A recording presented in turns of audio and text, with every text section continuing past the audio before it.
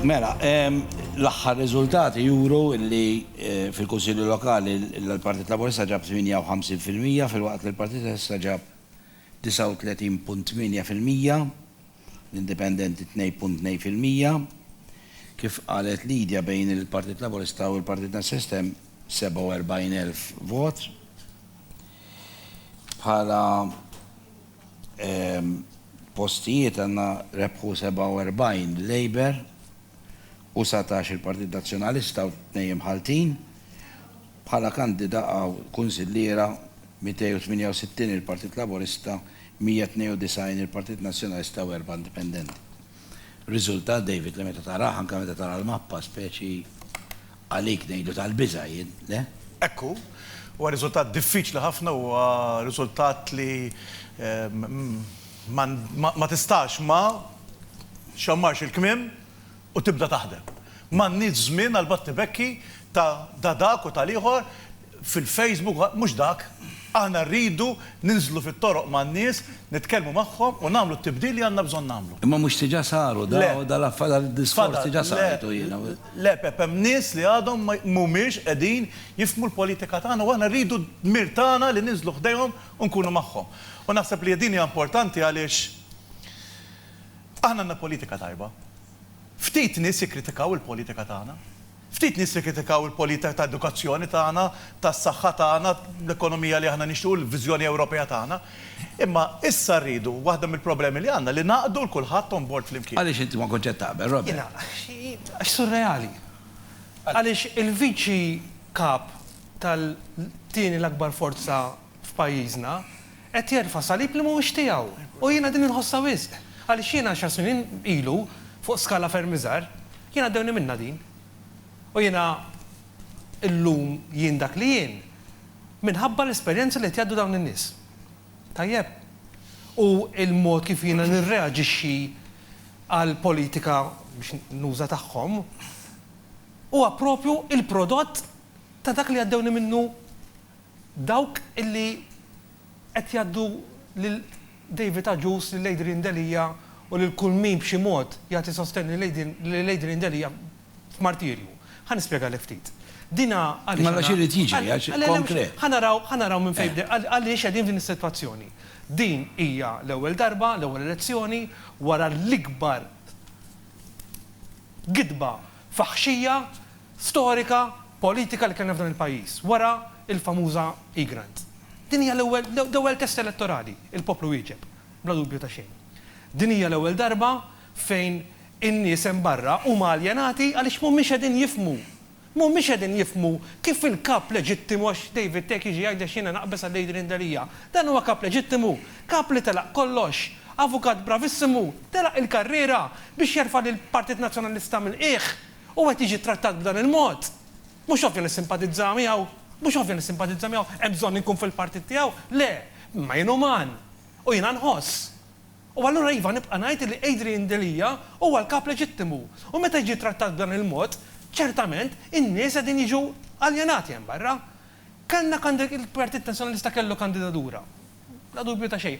Overshadowed u r-riżultati wrew dan mill-kandidati illi bid-dovut rispett ma kinux bħal David Stellini, illi dawn ma kull okkażjoni jippruvaw jagħtu daqqa lil Malta taħt il-preamblu tar rule of law. Dik hija l-verità.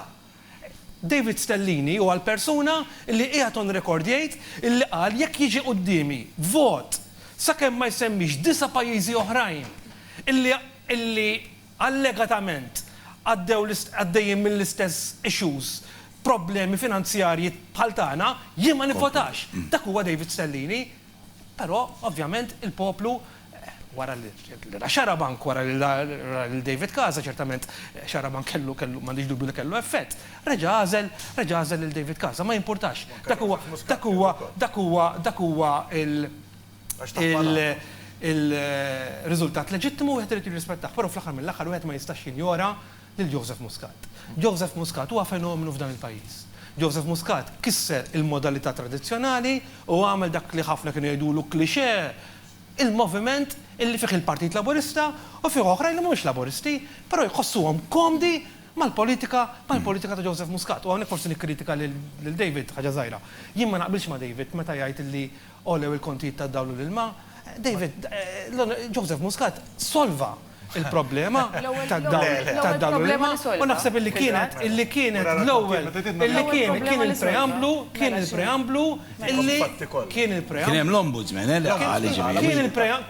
Inti tajt li l-ombudsman m'għandux raġun. Jien qed ngħidlek illi ċertament il-kontijiet tad-dawlu l-ilma illi Joseph Muscat u l-gvern ta' Joseph Muscat indirizza fl-ewwel xhur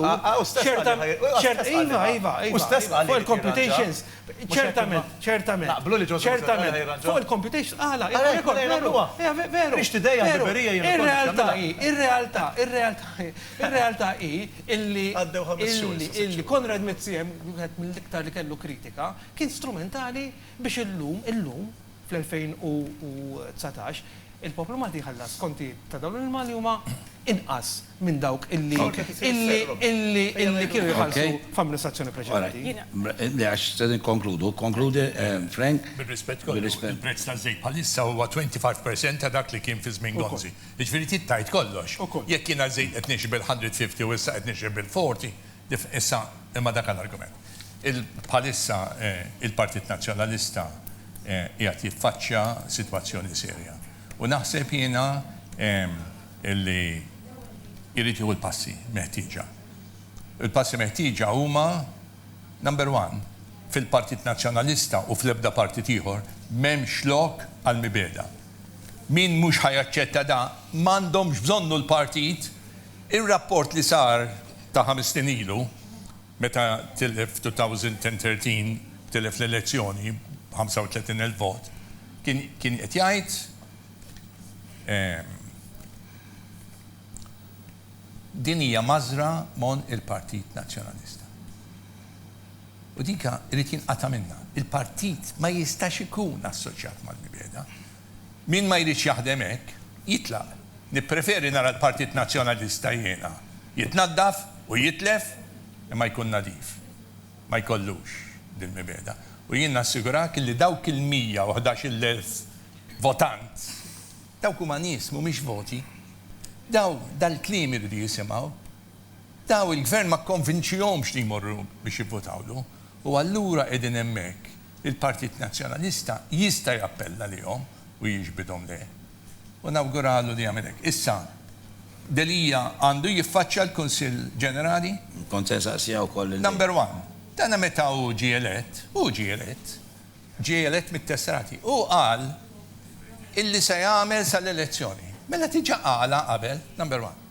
It-tieni, kien hemm 3 elezzjonijiet oħrajn fejn 2004, 2009 u 2014 fejn kemm Gonzi u kemm Simon il-kapijiet tal-partit tilfu bl-istess ammont ta' voti. Bl-istess ammont. Ħadd qatt ma semma illi għandhom imorru għal Kunsill Ġenerali biex jieħdu vot ta' fiduċja. U l-aħħar ħaġa finali, jien fl-opinjoni tiegħi, jien naħseb dal-pajjiż. Meta inti toħroġ mill-politika, issir President, tkun ex-Prim Ministru, m'għandekx tindaħal iktar, m'għandekx tagħmel kummenti iktar. Rajna x'ġara fil-każ ta' Minto Fusant, spiċċaw jgħajru xulxin tradituri u whatever. Ħażin. Jien naħseb għandek iż-żomm dik li l-Ingliżi jgħidu constitutional distance. Iż-żomm distanza kostituzzjonali. Tħalli l-affarijiet li huma partiġjani li huma jibqgħu hemm isfel.